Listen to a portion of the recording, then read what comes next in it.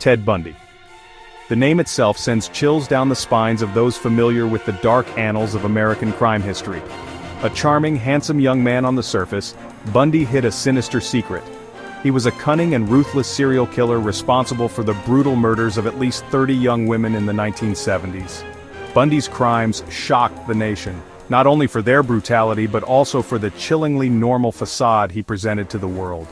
This essay delves into the life and crimes of one of America's most notorious serial killers, exploring his troubled upbringing, his modus operandi, his relationships, and his eventual capture, trial, and execution. Bundy's story is not for the faint of heart. It is a chilling reminder that monsters can lurk beneath the most unassuming exteriors, and that evil can wear many faces.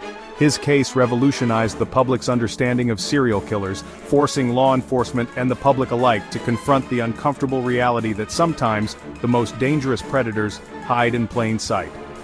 Bundy's crimes left an indelible mark on the American psyche.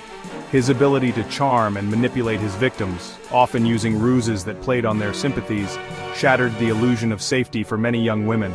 His crimes transcended geographical boundaries, terrorizing multiple states and leaving communities reeling in fear and disbelief. Even decades after his execution, Bundy's case continues to fascinate and horrify. His story serves as a stark reminder of the darkness that can reside within seemingly ordinary individuals, and the importance of vigilance in a world where appearances can be deceiving. To understand the monster Bundy became, one must delve into the shadows of his formative years. Born Theodore Robert Cowell in 1946 in Burlington, Vermont, Bundy's early life was marked by instability and shrouded in secrecy. Raised by his grandparents, he grew up believing his mother was his older sister, a fabrication designed to protect the family from the stigma of illegitimacy. This early deception, coupled with the absence of his biological father, cast a long shadow over Bundy's childhood. Even as a child, there were glimpses of disturbing behavior. Bundy exhibited a fascination with violence and death, spending hours poring over crime magazines and detective stories.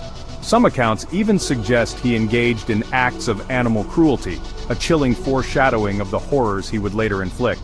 While such behaviors alone do not a serial killer make, they do paint a picture of a young mind grappling with dark impulses. Despite his troubled beginnings, Bundy was intelligent and charismatic. He excelled academically and was well liked by his peers. He went on to attend the University of Washington, where he studied psychology, ironically honing his understanding of the human psyche while harboring such dark secrets within his own. This dichotomy between his outward normalcy and his inner turmoil would become a defining characteristic of Bundy's persona. However, beneath the surface of the charming and successful young man lurked a deep-seated insecurity and a growing rage.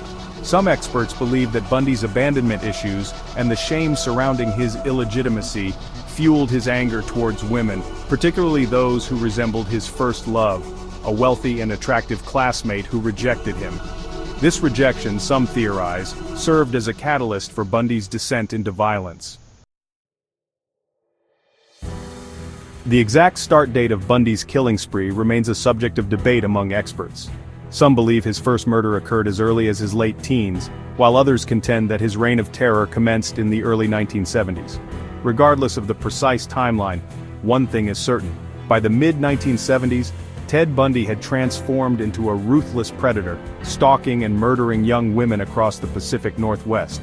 Bundy's modus operandi was chilling in its simplicity and effectiveness. He often targeted young women who resembled his first, love-attractive white females with long dark hair parted down the middle. He would lure them to their deaths using a variety of ruses, often feigning injury or impersonating authority figures to gain their trust. His charm and seemingly harmless demeanor disarmed his victims, making them more likely to comply with his requests for help. Once he had his victims isolated, Bundy would unleash his brutality. He often raped and bludgeoned his victims to death, taking trophies from their bodies as grim souvenirs of his crimes. He sometimes revisited the crime scenes, engaging in necrophilic acts with the bodies of his victims, further demonstrating the depths of his depravity. His crimes were not merely acts of violence, they were calculated displays of power and control, fueled by a twisted sense of ownership over his victims. Section 4: Love and Deception, the Women in Bundy's Life. While Ted Bundy's name has become synonymous with evil, It's important to remember that he was not some monstrous aberration existing in a vacuum.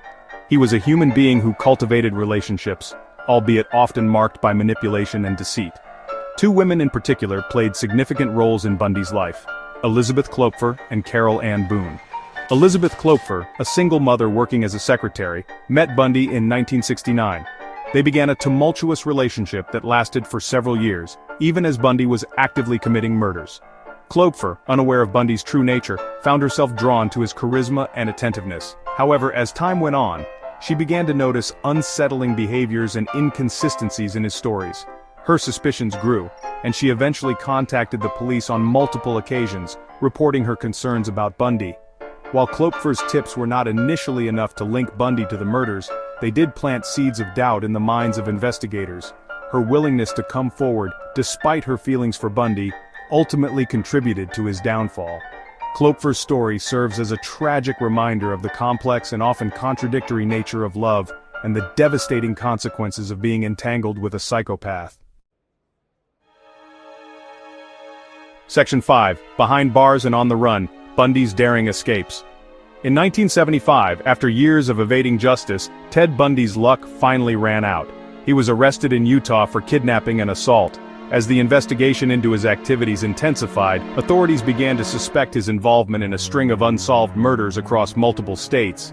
Despite mounting evidence, Bundy remained defiant, maintaining his innocence and portraying himself as a victim of circumstance. Even behind bars, Bundy's cunning and manipulative nature did not abate. He meticulously planned and executed not one, but two daring escapes from custody.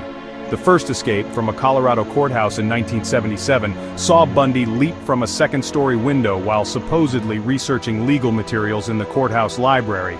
He remained at large for 6 days, further terrorizing the public and reinforcing his image as a cunning and dangerous fugitive. Bundy's second escape, from a Colorado jail later that same year, was even more audacious. He had managed to lose a significant amount of weight, allowing him to slip through a narrow opening he had created in the ceiling of his cell. He then used smuggled money and supplies to make his way to Florida, where he would commit some of his most heinous crimes. These escapes, while ultimately futile, only served to bolster Bundy's infamy and solidify his place in criminal history. Section 6. The Chi Omega Sorority House Massacre, a Night of Horror. On January 15, 1978, Ted Bundy committed one of his most infamous acts of violence, forever etching his name in the annals of true crime history. He broke into the Chi Omega sorority house at Florida State University, brutally attacking 4 young women in the dead of night. 2 of the women, Margaret Bowman and Lisa Levy, died from their injuries. The viciousness of the attacks, coupled with the fact that they took place in a seemingly safe and familiar environment, sent shockwaves through the nation and intensified the manhunt for Bundy. The Chi Omega sorority house attack marked a turning point in the case against Bundy. It provided crucial forensic evidence, including bite marks on one of the victims, that would later be used to definitively link him to the crimes. The brutality of the attacks also shattered any remaining doubts about Bundy's true nature, revealing him to be a monster who took pleasure in inflicting pain and terror.